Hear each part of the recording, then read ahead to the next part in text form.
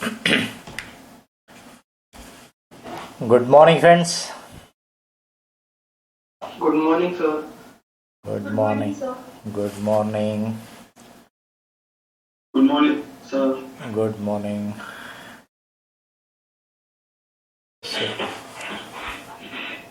तो चलिए अपन स्टार्ट करते अपना नया साल नए चैप्टर के साथ। अपन ने बेसिक अकाउंटिंग पूरी प्रोसेस पढ़ ली है, from starting to up to preparation of trial balance. अब उसी का इस्तेमाल आपको हर चैप्टर में दिखेगा। तो इसका मतलब जो आपने पढ़ा उसको आप आगे के हर चैप्टर में अप्लाई करेंगे। इससे आपका जो बेसिक्स है वो और क्लियर होते जाएगा और स्ट्रांग बनते जाएगा। अब ये bill of exchange and promissory note, ये दो डॉक्यूमेंट है। ये जो दो नाम दिख रहे हैं आपको, ये जो दो डॉक्यूमेंट है जो कमर्शियल दुनिया में पैसों की तरह वैल्यूएबल माने जाते हैं। मतलब इन डॉक्यूमेंट को पैसों की तरह ट्रीट किया जाता है। आपको और भी डॉक्यूमेंट्स आपकी पढ़ाई में नजर आएंगे, मिलेंगे, दिखेंगे। जैसे कि आप दुकान से कोई चीज खरीदते हो तो दुकानदार एक पेपर पे, यानी कि उसका जो प्रिंटेड पेपर रहता है उस पर लिख के देता है कि उसकी दुकान से आपने क्या क्या खरीदा और कितना अमाउंट हुआ। दैट इज कॉल्ड बिल और इनवाइस, है ना। तो वो इनवाइस भी एक डॉक्यूमेंट है। आप पेमेंट देते हो तो वो एक रसीद बना करके देता है, रिसिप्ट। तो वो रिसिप्ट भी जो है वो भी एक डॉक्यूमेंट है। तो ऐसे हर चीज का कोई ना कोई डॉक्यूमेंट, कोई ना कोई पेपर वर्क तो बनता ही है। पर हमारे लिए वो डॉक्यूमेंट वैल्यूएबल नहीं होता है। वो डॉक्यूमेंट जो होता है वो सिर्फ एक ट्रांजैक्शन के एक्नॉलेजमेंट के तौर पे रहता है। वो आपको एक ट्रांजैक्शन की जानकारी देता है। तो दुकान से जब आपने कोई चीज खरीदा तो आपके लिए वैल्यूएबल क्या है? जो आपने खरीदा वो आपका वैल्यूएबल है। वो जो बिल, इनवाइस है, कैश मेमो है, वो कैश मेमो या इनवाइस या बिल तो सिर्फ क्या है? किसी का माइक ऑन है, जरा देखिए। कमलेश, तुम्हारा माइक ऑन है। तो ये जो बिल या रसीद या कैश मेमो है, ये तो सिर्फ क्या है? एक पेपर है। वो बताता है कि भाई हाँ, आपने उस दुकान से ये चीज इतने इतने रुपए की खरीदी। उस डॉक्यूमेंट को देख के आप अकाउंटिंग करोगे। क्या बोला मैंने? ध्यान सुनो। उस डॉक्यूमेंट को देख के आप उसमें जो ट्रांजैक्शन की जानकारी, उसकी अकाउंटिंग करोगे। वो डॉक्यूमेंट की कोई अकाउंटिंग नहीं करते अपन। लेकिन ये जो बिल ऑफ एक्सचेंज और प्रॉमिसरी नोट है, ये बिल ऑफ एक्सचेंज और प्रॉमिसरी नोट, ये दोनों खुद अपने आप में कमर्शियल दुनिया में पैसों की तरह वैल्यूएबल माने जाते हैं और इसीलिए हम इनकी अकाउंटिंग करते हैं। समझ रहे हैं? हम इन दोनों डॉक्यूमेंट की अकाउंटिंग करते हैं। ये खास बात है इस चैप्टर की। तो ये bill of exchange, promissory note क्या है, पहले इनका अपन मीनिंग देखेंगे, फिर वहां से आगे बढ़ेंगे। ठीक है।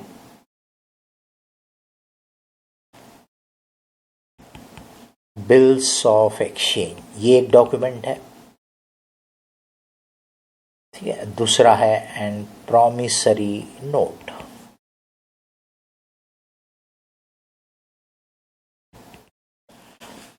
तो बिल ऑफ एक्सचेंज और प्रॉमिसरी नोट को समझने के लिए मैं उनका एक एग्जाम्पल दूंगा, जिससे आपको उसको समझने की ज़्यादा आसानी आएगी। फिर उसका अपन मीनिंग बोलेंगे। फिर उसके बाद अपन की ये डॉक्यूमेंट क्यों बनाते हैं, इसका पर्पस क्या, ऑब्जेक्टिव क्या है, फिर इसमें और क्या टर्मिनोलॉजी वगैरह यूज होती है और क्या नाम वगैरह यूज होते हैं, वो अपन देखेंगे। ठीक है।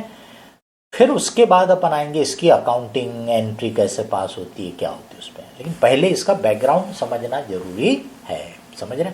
पहले इसका बैकग्राउंड, इसका ओवरव्यू लेना जरूरी।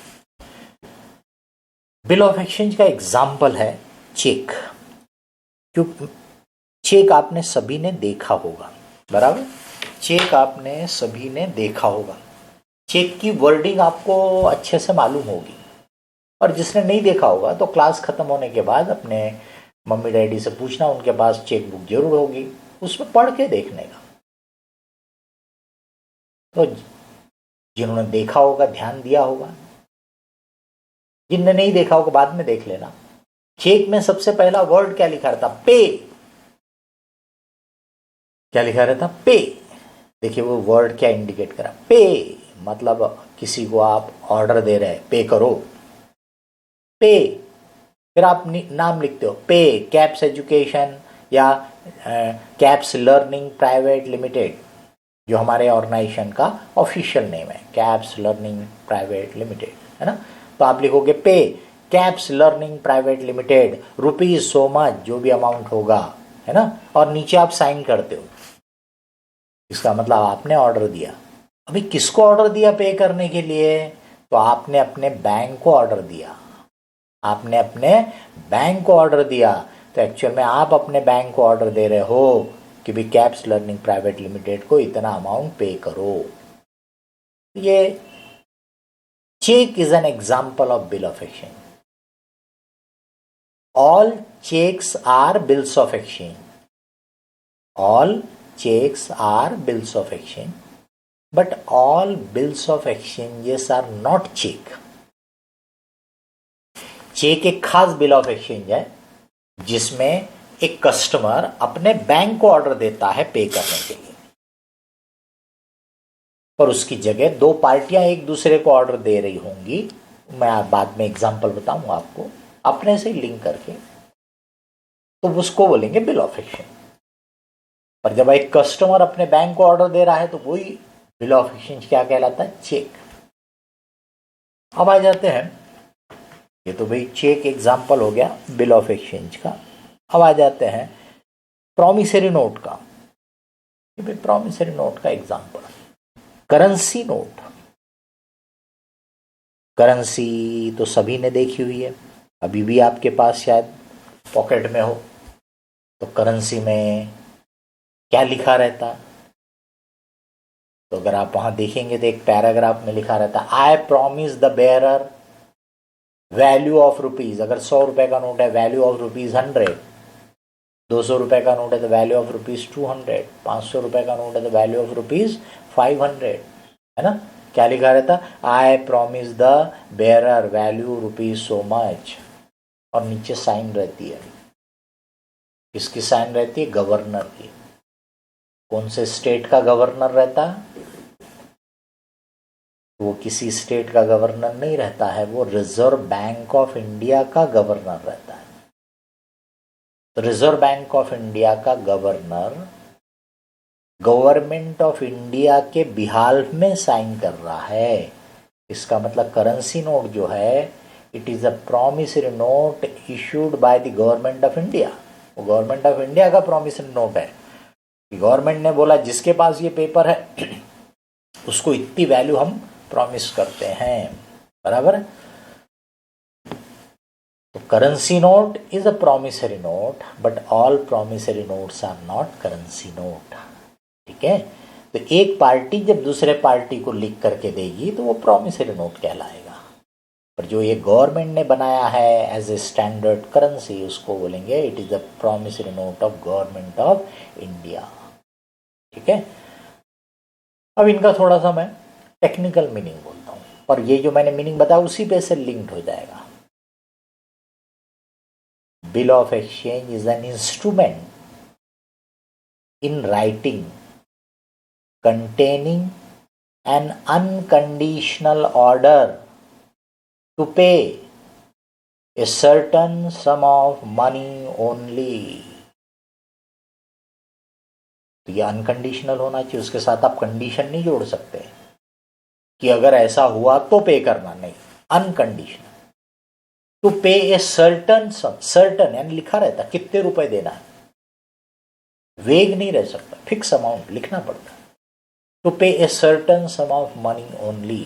The bill of exchange is an instrument in writing containing an unconditional order to pay a sum of money only. Promissory note is an instrument in writing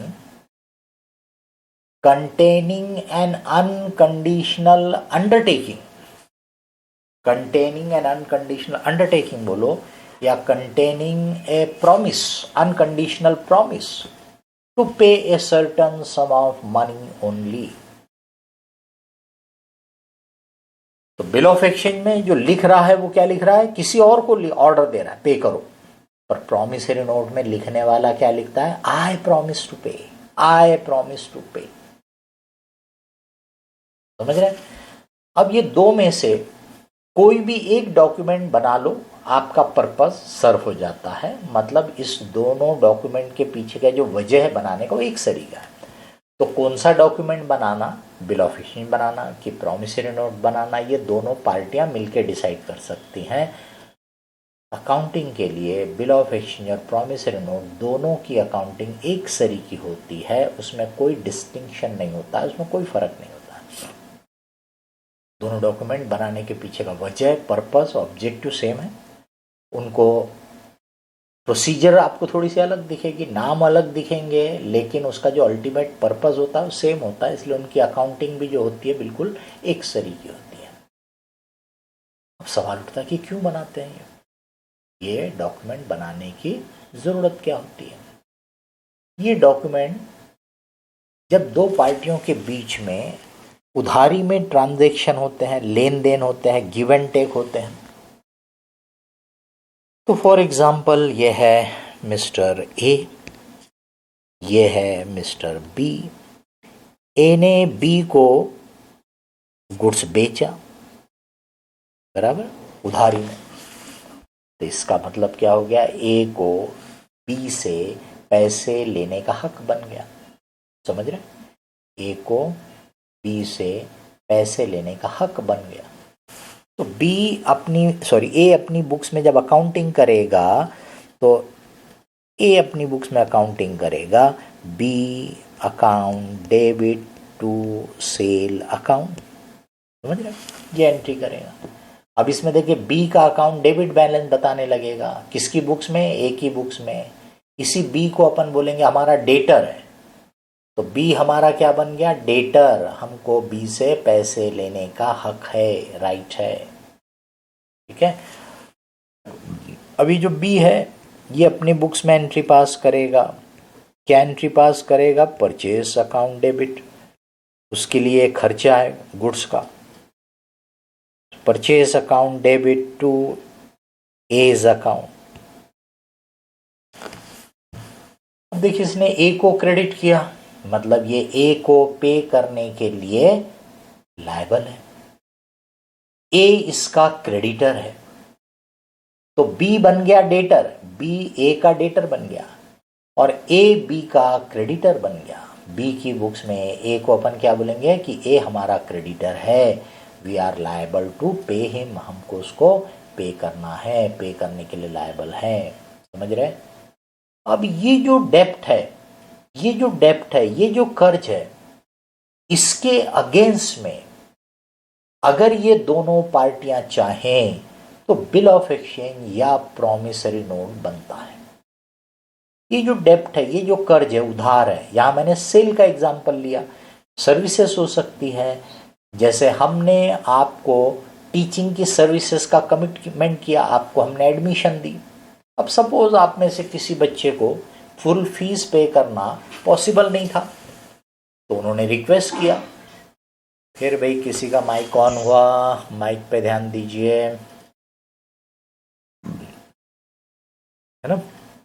तो मान लीजिए कि किसी को पूरा पेमेंट करना पॉसिबल नहीं था, तो उन्होंने रिक्वेस्ट किया।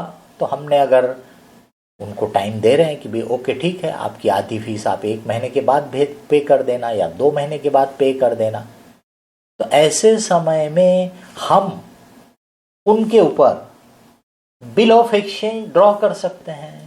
सोच के देख लो कि भाई आपके पैसे बाकी हैं, आप चाहते हो कि आपको 2 महीने का टाइम मिले। हमने बोला ठीक है भाई, हम आपको टाइम तो देंगे, लेकिन हम आपके ऊपर एक बिल ऑफ एक्सचेंज ड्रॉ करेंगे, यानी हम आपको ऑर्डर देंगे और आपको उसको साइन करना पड़ेगा कि भाई हाँ आप एग्री करते हो कि आप पे करोगे, है ना। तो हम आपके नाम से वो ऑर्डर बनाएंगे, आपके फादर के नाम से ऑर्डर बनाएंगे, bill of exchange, mister so and so पे rupees so much after 2 months, है ना, that is called bill of exchange. Alternatively हम बोल सकते हैं आपको या आपके डैडी को कि भी आप एक प्रॉमिसरी नोट लिख करके हमको दे दो, तो आप या आपके डैडी, मैं आप या आपके डैडी इसलिए बोल रहा हूँ क्योंकि अगर आप 18 साल के कम के होंगे तो आप इंडियन कॉन्ट्रैक्ट जो लॉ है उसके हिसाब से आप अभी मेजर नहीं हुए, आप एलिजिबल नहीं हो कॉन्ट्रैक्ट साइन करने के, है ना, तो फिर कौन करेगा, आपके डैडी करेंगे, इसलिए मैं ऐसा बोल रहा हूँ। तो भी देखिए आपने, आपके डैडी ने लिख के दिया, to Caps Learning private limited I promise to pay rupees so much after 2 months, है ना, तो that is called promissory note. इसका मतलब यहाँ पे देखिए आपकी फीस अगर बाकी है तो उस डेप्ट के अगेंस्ट में अपन दोनों मिलके एग्री कर सकते हैं, या तो बिल ऑफ एक्सचेंज बनाया जा सकता है या प्रॉमिसरी नोट बनाया जा सकता है। तो कोई भी सर्विसेज के पैसे ड्यू हों, कोई भी गुड्स के पैसे ड्यू हों, पैसे लोन के तौर पे दिए, उधार दिए वो हो, ऐसे किसी भी डेप्ट के अगेंस्ट में अगर ये पार्टियां चाहें तो बिल ऑफ एक्सचेंज या प्रॉमिसरी नोट बना सकते हैं।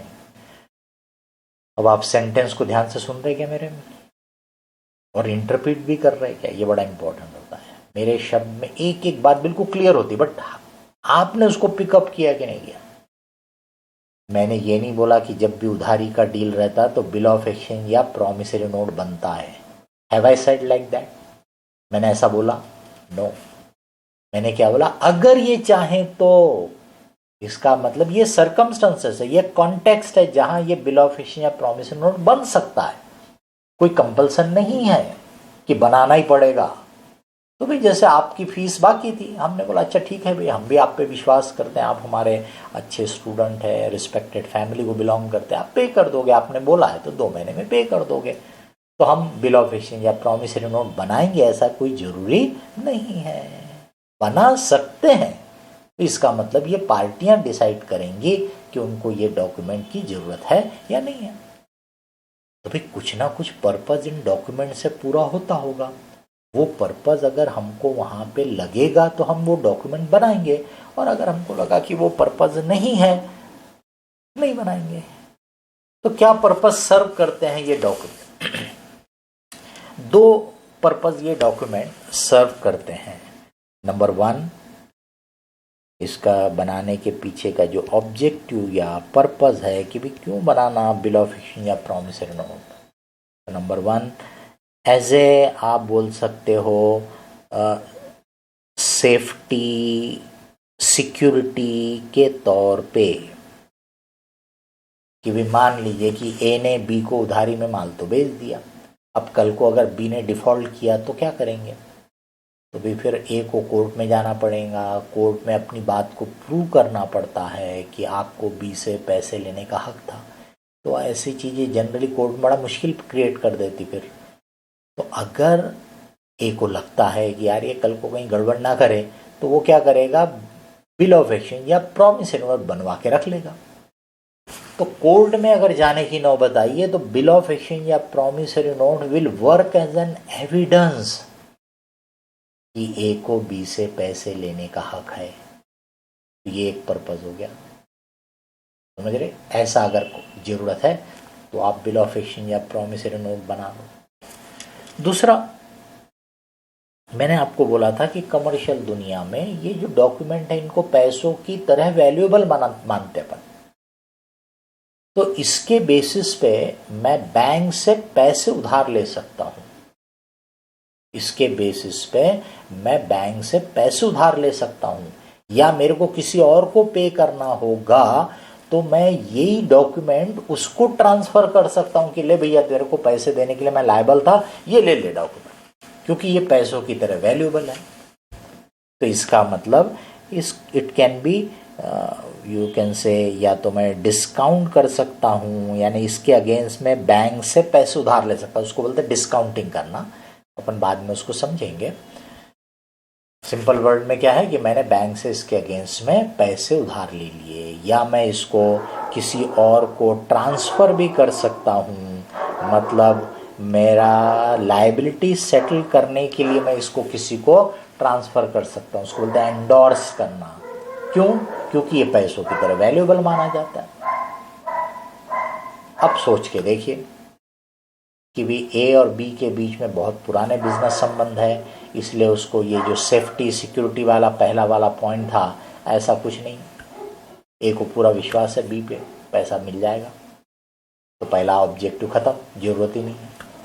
अब दूसरा, ए के बिजनेस चलाने के लिए उसके पास सफिशिएंट पैसा है, उसको ये बिल ऑफ एक्सचेंज या प्रॉमिसरी नोट बना के डिस्काउंटिंग करने का या किसी को ट्रांसफ़र करने का ऐसा कोई इच्छा नहीं है, तो बिल ऑफ एक्सचेंज या प्रॉमिसरी नोट नहीं बनाएंगे।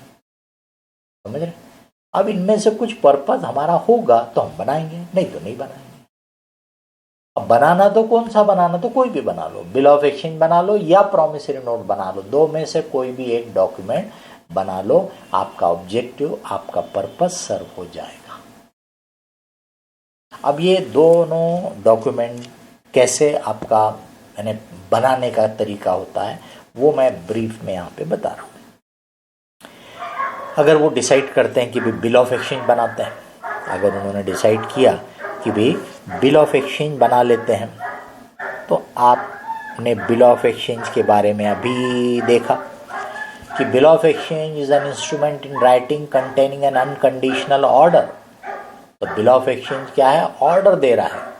तब आप ही देखिए कि ए बी को पे करने के लिए ऑर्डर देगा कि बी ए को ऑर्डर देगा। आप खुद सोच सकते हो, खुद देख सकते हो। जिसको पैसे लेने का हक होता है वो ऑर्डर दे सकता है। यहाँ किसको पैसे लेने का हक है? ए को पैसे लेने का हक है। इसका मतलब ए बी को ऑर्डर दे सकता है, यानी ए बी के ऊपर एक बिल ऑफ एक्सचेंज बनाएगा, तो उसको टेक्निकली बोलते हैं बिल ड्रॉ करना। क्या बोलेंगे? बिल ड्रॉ किया। तो ए कहलाता है ड्रॉवर। ए क्या कहलाता है? ड्रॉवर, ड्रॉ करने वाला, बिल ड्रॉ करने वाला। तो ए बिल ड्रॉ करेगा, क्या लिखेगा? Mister B pay rupees so much after 2 months या आफ्टर 3 months, बराबर ऐसा लिखेगा। और बी जिसको ऑर्डर दिया गया पे करने के लिए, उसको बोलते हैं ड्रॉवी। उसको क्या बोलते हैं? ड्रॉवी। ए को बोलेंगे ड्रॉवर जो ऑर्डर दे रहा, बी को बोलेंगे ड्रॉवी जिसको ऑर्डर दिया गया पे करो। अब जरा सोच के देखिए, ऐसे से तो कोई भी किसी के भी नाम से बिल ऑफ एक्सचेंज बना लेगा, तो क्या वो एक वैलिड या वैल्यूएबल डॉक्यूमेंट बन जाएगा? The answer is no. इसीलिए बिल ऑफ एक्सचेंज या प्रॉमिसरी नोट में एक और स्टेप होती है फिर, कि ए ने बी के ऊपर बिल तो ड्रॉ किया, बट हैज बी एग्रीड कि ओके आई विल पे, है ना? ये भी तो होना चाहिए ना। तो इसलिए ए बी के ऊपर बिल ड्रॉ करके वो बिल बी को प्रेजेंट करता है और बी उसको साइन कर देता है। करेगा ही, क्योंकि पे करने के लिए लायबल है। नहीं तो वो ए बोलेगा मैं नहीं देता तुम्हारे को उधारी में, अगर तुम मेरे टर्म्स नहीं एग्री करते तो, है ना? तो बी विल साइन इट, उसको बोलते हैं एक्सेप्ट करना। क्या बोलते हैं उसको? एक्सेप्ट करना। उसने सिर्फ साइन कर दिया तो भी चलता है, या फिर वो लिख देता है एक्सेप्टेड और साइन कर देता है। काहे के ऊपर? वही डॉक्यूमेंट के ऊपर, उसी पेपर के ऊपर वो लिख देता है, उसी पेपर के ऊपर वो साइन कर देता है, एक्सेप्टेड और साइन कर दिया, यानी उसने एग्री कर लिया। तो यही जो ड्रॉवी है, इसी को अपन अब एक्सेप्टर भी बोल सकते हैं। क्या बोल सकते हैं अपन इसको? एक्सेप्टर भी बोल सकते हैं। यही ड्रॉवी है, यही एक्सेप्टर है। ओके, अब सवाल उठता है कि भी पे किसको करना है? पे किसको करना है?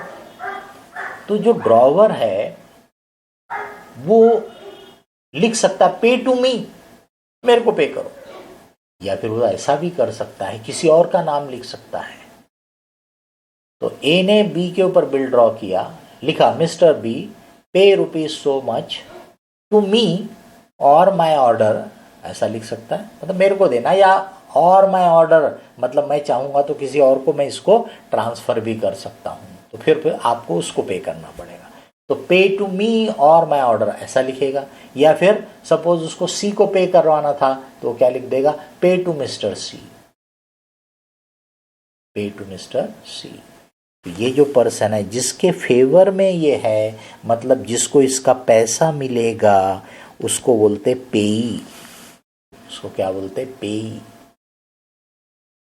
कभी कभी कोई कोई नाम ऐसे रहते हैं जो आपको मिसलीड कर सकते हैं, कंफ्यूजन क्रिएट कर सकते हैं। जैसे पे वर्ड है तो हो सकता है किसी के मन में आएगा कि पे यानी पे करने वाला। तो ऐसे समय में अपन ने अपने दिमाग में उसकी क्लैरिटी ला लेने का, उस बात को 2 बार 3 बार रिपीट कर देने का। पे यानी पे करने वाला नहीं, पे यानी पे करने वाला नहीं, पे यानी जिसको उसका पैसा मिलने वाला है। समझ रहे? तो ड्रॉवर एंड पेई can be same, drawer and पेई can be same,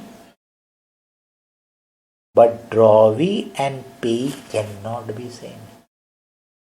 drawee and पेई कैन नॉट बी सेम। सोच के देखो।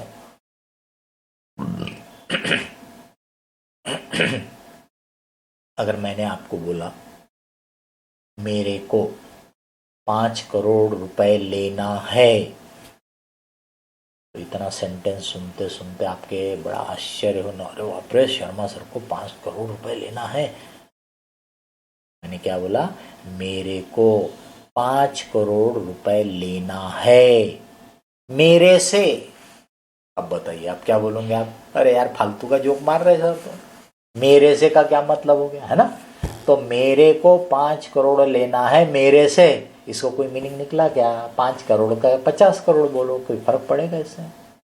इसका मतलब जब आप बोलते लेना है तो किसी ना किसी और से लेना रहता है, देना है तो किसी ना किसी और को देना रहता है, अपने आप से कोई लेन देन नहीं होता है ना? तो इसलिए पे and drawee can not be same, क्योंकि तो पे करने वाला रिसीवर ना, एक ही पार्टी, मतलब ही क्या निकला, है ना? कोई मतलब ही नहीं निकला। लेकिन आप आगे पढ़ोगे, ये जो बिल ऑफ एक्सचेंज है, प्रॉमिसरी नोट है, चेक है, इनको बोला जाता है नेगोशिएबल इंस्ट्रूमेंट। क्या बोलते हैं इनको? Negotiable instrument. तो ये ट्रांसफरेबल होते हैं, इसलिए उनको बोलते हैं नेगोशिएबल। नेगोशिएट करना मतलब इनको ट्रांसफर किया जा सकता है। तो ये नेगोशिएबल इंस्ट्रूमेंट कहलाते हैं। 3, cheque, bill of exchange, promissory note, ये 3 डॉक्यूमेंट को बोला जाता है नेगोशिएबल इंस्ट्रूमेंट है, इनको ट्रांसफर किया जा सकता है। तो अभी मैंने किसी को ट्रांसफ़र किया, वहाँ से और किसी को ट्रांसफ़र हुआ, ऐसे घूमते फिरते अगर वो ड्रॉवी के ही फेवर में आ गया, तो जब बिल बना तब तो दोनों अलग अलग रहेंगे, लेकिन ऐसे घूमते फिरते अगर वो ड्रॉवी के ही फेवर में आ गया, यानी आगे जाके कभी भी ड्रॉवी एंड पे सेम बन गए, तो हम बोलेंगे बिल इज़ कैंसल्ड। क्या बोलेंगे? Bill is cancelled. क्योंकि अगर आप बोलते हो लेना है तो इसका मतलब किसी से लेने का हक है, देना है मतलब किसी को देने का ऑब्लिगेशन है, लेने का मतलब लेना है मेरे से, इसको कोई मीनिंग नहीं है, देना है मेरे को, इसको कोई मतलब नहीं है। चलिए आगे बढ़े। तो ये बिल ऑफ एक्सचेंज की प्रोसेस हो गई कि बिल ऑफ एक्सचेंज ड्रॉवर ने, यानी जिसको पैसे लेने का हक था, ड्रॉवी के ऊपर बनाया, ड्रॉवी से उसको एक्सेप्ट करा लिया।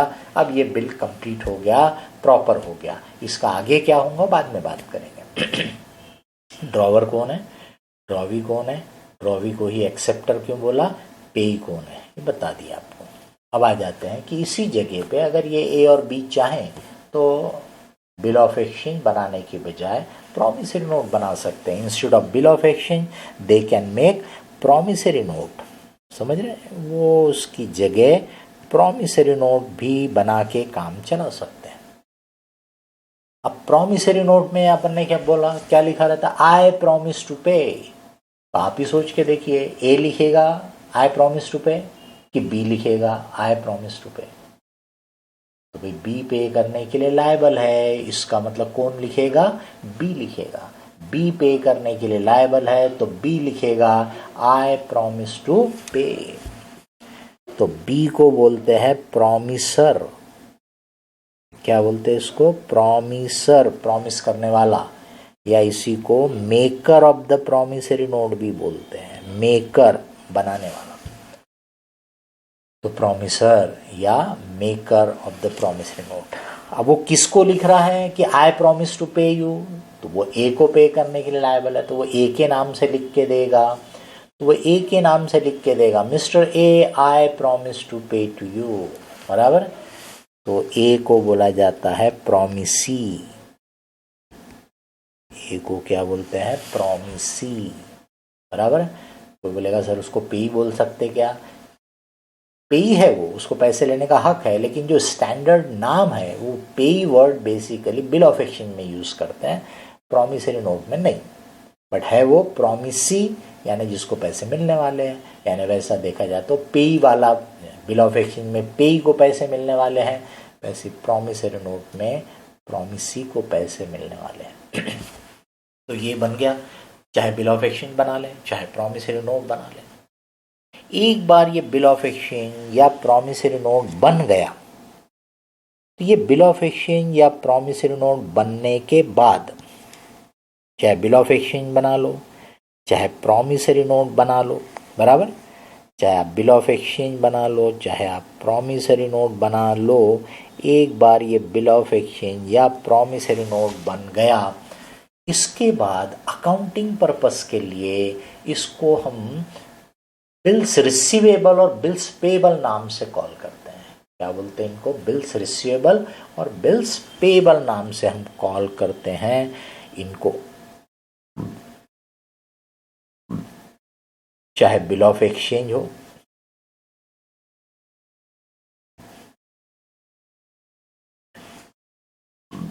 चाहे प्रॉमिसरी नोट हो, दो में से कोई भी हो, बराबर।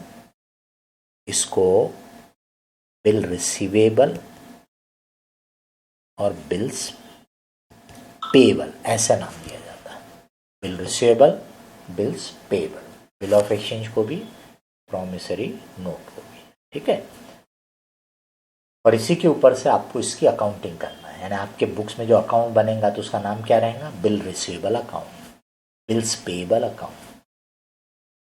तो फिर ये किस टाइप का अकाउंट है वो पहले देखना चाहिए कि भैया रियल है, पर्सनल है, नॉमिनल है, किस टाइप का अकाउंट है, एसेट है, लायबिलिटी है, एक्सपेंस है, इनकम है, किस टाइप का अकाउंट है। रियल, पर्सनल, नॉमिनल में अगर मैं इसको क्लासीफाई करूं तो थोड़ा बहुत कंफ्यूजन हो सकता है, कुछ लोगों के ओपिनियन में कुछ डिफरेंस भी हो सकता है, ठीक है। मैंने तो आपको किताब में उसका एक्सप्लेनेशन भी लिख के दिया है, लेकिन अपने लिए अल्टीमेट है डबल एंट्री बनाना। तो डबल एंट्री बनाने में ये जो बिल रिसीवेबल, बिल्स पेबल है, इनका रियल, पर्सनल, नॉमिनल वाला जो क्लासिफिकेशन है वो शायद आपको उतनी मदद ना करे जितना एसेट, लायबिलिटी, एक्सपेंस, इनकम वाला है। तो इसलिए अपन उसी का यूज़ करने का वो ज़्यादा अच्छा रहेगा। अगर रियल, पर्सनल, नॉमिनल में बोलना ही है तो ये आपका पर्सनल अकाउंट है, ये पर्सनल अकाउंट है, ये पर्सनल अकाउंट है। रियल, पर्सनल या नॉमिनल ऐसा क्लासिफिकेशन देखना चाहोगे तो इसको क्या बोलने का है, तो इनको बोलने का है पर्सनल अकाउंट। अब कुछ लोग बिल रिसीवेबल को रियल बोलेंगे, मैं क्यों पर्सनल बोल रहा हूँ उसका एक्सप्लेनेशन मैंने आपको किताब में भी लिख के दिया हूँ, लेकिन अभी उसके झगड़े में जाने का कोई मतलब नहीं है। अपने लिए वैसे भी अपन इसको रियल, पर्सनल, नॉमिनल से डबल एंट्री बनाने की बजाय एसेट, लायबिलिटी, एक्सपेंस, इनकम वाले तरीके से बनाएंगे तो डबल एंट्री ज़्यादा अच्छे से समझ में आएगी, ठीक है। एसेट, लायबिलिटी, एक्सपेंस, इनकम वाला जो क्लासिफिकेशन है उसके हिसाब से जरा सोच के देखिए। बिल रिसीवेबल यानी आपको वो डॉक्यूमेंट के अंदर जो भी लिखा उतना पैसा लेने का हक है, तो बिल रिसीवेबल आपके लिए क्या रिप्रेजेंट करता है, राइट टू रिसीव, पैसे लेने का हक। इसलिए ये आपके लिए क्या हो गया, एसेट का अकाउंट हो गया। और बिल्स पेबल ये क्या रिप्रेजेंट करता है, आपके ऊपर एक obligation, liability, you are liable to pay, ये आपके लिए क्या है, लायबिलिटी। अब डबल एंट्री बनाने के लिए अपन बोलेंगे इसमें भाई बैलेंस कौन सा रहता है, तो अपन पढ़ चुके हैं कि all asset have debit balance, बराबर, all liabilities have credit balance, ये भी अपन पढ़ चुके हैं। All asset have debit balance, all liabilities have credit balance. अब किसी भी ट्रांजैक्शन में अगर कोई एसेट इन्वॉल्व है, अगर कोई लायबिलिटी इन्वॉल्व है, तो उस ट्रांजैक्शन की वजह से आइदर इंक्रीज होता है और डिक्रीज होता है ना, दूसरा तो कुछ होता ही नहीं। तो अगर आपको लगा कि आपके उस ट्रांजैक्शन की वजह से बिल रिसीवेबल नाम का एसेट इंक्रीज हो रहा है, सोच के देख लीजिए, बिल रिसीवेबल नाम का एसेट इंक्रीज हो रहा है, अगर आपको ऐसा लगा तो बिल रिसीवेबल में डेबिट है, डेबिट में डेबिट करोगे तो डेबिट डेबिट ऐड होता जाएगा, डेबिट में क्रेडिट करोगे तो वो उसको रिड्यूस कर देगा, बराबर। तो इसका मतलब जब भी आपको बिल रिसीवेबल बढ़ रहे हैं, इंक्रीज हो रहा है ऐसा लगा, तो बिल रिसीवेबल को डेबिट करो ताकि डेबिट डेबिट ऐड होता चला जाए। और जब आपको लगा कि बिल रिसीवेबल को कम करना है, रिड्यूस करना है, तो बिल रिसीवेबल एसेट है, डेबिट रहता है, आप क्रेडिट करो तो वो बिल रिसीवेबल को रिड्यूस कर देगा। क्या कर देगा, रिड्यूस कर देगा। सिमिलरली बिल्स पेबल की लायबिलिटी बढ़ रही है ऐसा अगर आपको लगा, तो आप क्रेडिट करो बिल्स पेबल में, क्रेडिट क्रेडिट ऐड होगा, आपकी लायबिलिटी बढ़ेगी ऐसा दिखेगा। और जब भी आपको उसको कम करना है तो डेबिट कर दो, तो बिल्स पेबल को आपने डेबिट कर दिया कि आपकी बिल्स पेबल की जो लायबिलिटी है वो रिड्यूस हो जाएगी, खत्म हो जाएगी, कम हो जाएगी, बराबर। तो ये हो गया आपके लिए डबल एंट्री बनाने का basis bill of exchange promissory note के केस में। अब आ जाते थोड़ा सा और आगे कि ये जो बिल ऑफ एक्सचेंज या प्रॉमिसरी नोट बना, अपन ने एग्जाम्पल में ए और बी को लिया, बराबर, अपन ने एग्जाम्पल में ए और बी को लिया, तो ए के लिए क्या है, ये जब बिल ड्रॉ किया गया या प्रॉमिसरी नोट बनाया गया, तो भाई ये क्या है, जब ये बना ड्रॉन है ना, ड्रॉन, तो ए के लिए है ये बिल रिसीवेबल और बी के लिए है ये बिल्स पेबल, समझ रहे हैं। तो हमारे लिए जो ट्रांजैक्शन को अगर हम ऐसा नंबरिंग डाला जाए तो सबसे पहला ट्रांजैक्शन तो ये है, ए ने बी को गुड्स बेचा, ये सबसे पहला ट्रांजैक्शन हो गया, ए ने बी को गुड्स बेचा। ये दूसरा ट्रांजैक्शन हो गया कि बिल बना, तो पहला ट्रांजैक्शन क्या हो गया, ए ने बी को गुड्स बेचा, दूसरा क्या हो गया कि बिल बनाया गया या प्रॉमिसरी नोट बनाया गया, जो ए के लिए बन गया बिल रिसीवेबल नाम का एसेट और बी के लिए बन गया बिल्स पेबल नाम की लायबिलिटी। अब इसके बाद क्या होगा, तो ये जो बिल बनता है इसमें दो टाइप होता है, एक को बोलते हैं पे ऑन डिमांड, क्या बोलते हैं, पे ऑन डिमांड, और दूसरे को बोलते हैं टाइम बिल या यूसेंस बिल, दूसरे को क्या बोलते हैं, टाइम बिल या यूसेंस बिल। तो पे ऑन डिमांड यानी जब बोलोगे तब पे करने का, लेकिन दूसरे में टाइम लिखा रहता, पे आफ्टर 2 months, पे आफ्टर 3 months। तो आपको पढ़ाई में जो दिखेगा वो हमेशा टाइम वाला रहेगा, उसमें टाइम लिखा रहेगा, after 2 months, after 3 months etcetera, ठीक है। तो इसका मतलब ये बिल अभी बना, बट इसका पेमेंट तो 3 महीने के बाद होने वाला है, तो फिर क्या करेंगे, यानी बनने से लेके ड्यू डेट के पहले तक, है ना, इस बीच में क्या करेंगे, इस बिल ऑफ एक्सचेंज या प्रॉमिसरी नोट जो बना है इसका, तो इसमें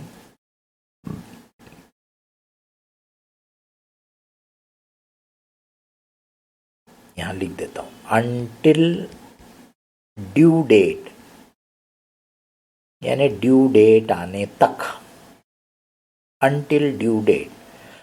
तो ये आप बोल सकते हो कि ये तीसरा पॉइंट हो गया। तो पहला क्या था, माल बेचा उधारी में, दूसरा क्या था, बिल बनाया गया, तीसरा क्या है कि ड्यू डेट के पहले अब इसका क्या हो सकता है। तो इसमें 4 पॉसिबिलिटी है बिल बनने के बाद, 4 पॉसिबिलिटी है बिल बनने के बाद। पहली पॉसिबिलिटी को बोलेंगे रिटेन्ड। रिटेन का मतलब उसने अपने पास रखा है, कब तक, ड्यू डेट तक अपने पास रखा है, क्योंकि पैसा कब मिलेगा, ड्यू डेट पे रखा है उसने। उसको आप ऐसा भी बोल सकते कि उसने कुछ नहीं किया, कुछ नहीं किया यानी रखा हुआ है, बिल आया रखा है यानी कुछ नहीं किया था। दूसरा, वो चाहे अगर उसको पैसों की ज़रूरत है तो वो इसको डिस्काउंट कर सकता है। डिस्काउंट करने का मतलब क्या बोला था कि वो ये बिल बैंक को देगा अपने, और बैंक से उसके अगेंस्ट में पैसे उधार ले लेगा, बैंक से उसके अगेंस्ट में पैसे उधार ले लेगा। That is called discounting. तीसरा क्या कर सकता है वो कि भाई बिल बन के अभी आ गया उसके पास, उसको मान लो किसी और को पे करना था, सी को पे करना है, एक्स को पे करना है, तो वो उसको ट्रांसफर कर सकता है। उसको बोलते हैं एंडोर्स करना, एंडोर्स। अब इसमें एक और पॉइंट है जो सुन लीजिए। अब जब ड्यू डेट आई पे करने के लिए, तो मान लो कि भी बी बॉम्बे में है और ए नागपुर में है। बी कहाँ है, बॉम्बे में, और ए कहाँ है, नागपुर में। तो अब क्या बी बॉम्बे से ए के पास आके पे करने के लिए लायबल है, या फिर ए को बी के पास जाने पड़ेगा पैसे मांगने के लिए? जस्ट सोच के देखो, कॉमन सेंस से। अगर आप बोलोगे सर बी पे करने के लिए लायबल है, B has to come and pay, तो सोच के देखिए, बी मान लो ए के पास पहुंचा कि भी वो जो बिल मैंने एक्सेप्ट किया था वो आज ड्यू हुआ है, मैं उसका पेमेंट करना चाहता हूं। तो ए बोलेगा अरे भाई मैंने तो वो बिल ऑलरेडी मिस्टर सी को एंडोर्स कर दिया, ये सी का एड्रेस लो, जाओ उसको पे करना। बेचारा बी भागा दौड़ा सी के पास पहुंचेगा, सी को बोलेगा कि भाई आपको जो ए ने बिल ट्रांसफर किया था मैं उसका ड्रॉवी हूं, एक्सेप्टर हूं, आई वॉन्ट टू पे इट। सी बोलेगा अरे मैंने तो उसको मिस्टर XYZ को ट्रांसफर कर दिया, ये XYZ का एड्रेस है। मुझे बताइए क्या खेल तमाशा लगा के रखे क्या? बेचारा बी एक जगह से दूसरी जगह घूमते बैठेगा क्या है? इसीलिए ख्याल में रखो आप, कमर्शियल दुनिया में जो भी प्रोसेस बनती है ना, वो इतनी कॉमन सेंस वाली होती है कि उससे बेटर दूसरा रास्ता होता ही नहीं है, उससे बेटर दूसरा रास्ता होता ही नहीं है, क्योंकि ये टाइम टेस्टेड तरीके होते हैं सब। इसलिए एज ए स्टूडेंट जो प्रोसेस, जो तरीके आपको पढ़ाए जा रहे हैं, सिखाए जा रहे हैं, उनको पहले एक्सेप्ट करना सीखो। Don't put a question mark against it, उस पर क्वेश्चन मार्क मत रखो। अरे ऐसा काय को कर रहे हैं, ये तो ऐसा नहीं होना चाहिए क्या? भैया अभी तो आपने दुनिया देखी है क्या? है अभी तो आपने दुनिया देखी नहीं है, आपको क्या मालूम? जिन लोगों ने सिस्टम प्रोसेस बनाई है इतने सालों सालों से, वो क्या बेवकूफ़ लोग हैं क्या? इसलिए आज के बाद ध्यान रखो, जो कुछ पढ़ाया जाता है आपको, जो कुछ आपको किताब में लिख के दिया है, पहले इनको एक्सेप्ट करो, इस पे क्वेश्चन मार्क उठाओ ही मत। You are not capable of raising question on it. जब चार्टर्ड अकाउंटेंट बन जाना तब बात करना कि अरे यार ये प्रोसेस से बेटर दूसरा कुछ रास्ता अच्छा होता था, तब बात करना, अभी नहीं। You are a learner, not a researcher. Research नहीं कर रहे, खोज नहीं कर रहे, सीख रहे, सीखो चुपचाप। समझ में आ रही है ना मेरी बात? क्योंकि बहुत सारे बच्चे का दिमाग वैसे ही चलता रहता है, इसलिए फिर वो सीख नहीं पाते कुछ भी, ख्याल रखना। समझने की कोशिश करो कि यार ये ऐसा हो रहा है, इसके पीछे क्या वजह है, पर क्वेश्चन मत करो कि ये क्यों हो रहा है, यानी गलत है, सही नहीं है, ऐसा मत करो। उसको डिनाई मत करो, पहले उसको एक्सेप्ट करो कि यार ये ऐसा अगर किया जा रहा है मतलब इसके पीछे कुछ ना कुछ तो कारण है, बट वो कारण क्या है मेरे ध्यान में नहीं आ रहा, ऐसा एटीट्यूड रखो।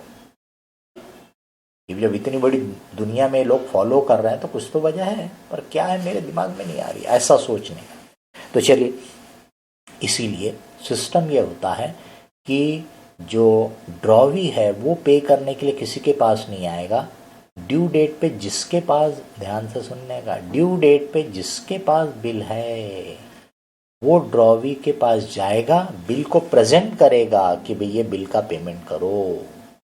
समझ में आ रही बात? अब जैसे यहाँ पे मान लीजिए कि ड्यू डेट पे बिल ए के पास रखा था तो ए को जाना पड़ेगा। अब मान लो कि ए नागपुर में है, बी बॉम्बे में है, तो आने जाने में समय भी जाएगा, पैसा भी खर्च होगा। तो ऐसे जगह पे ए अपने बैंक की मदद ले सकता है, ए बिल अपने बैंक को दे सकता है कि भी हमको ये बिल का पैसा आप मुंबई वाली इस पार्टी से कलेक्ट करके दो। इसको बोलते हैं बिल फॉर कलेक्शन। क्या बोलते हैं इसको? Bill for collection.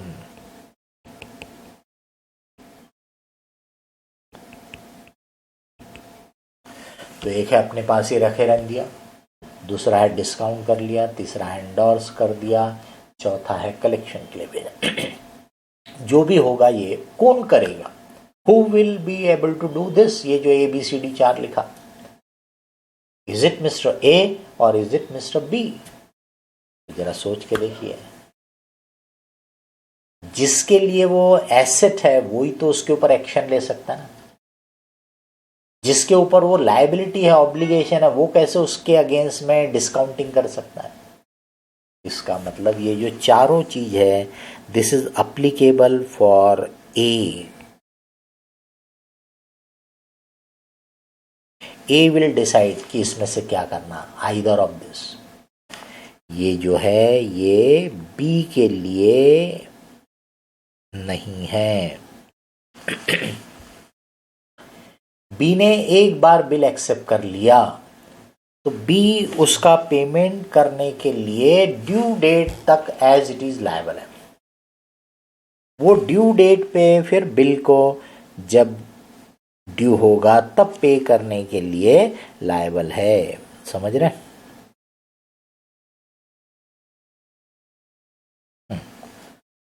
अब इसके बाद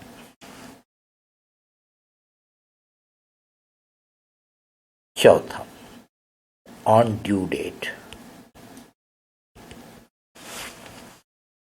अब इसमें भी दो पॉसिबिलिटी है कि ड्यू डेट पे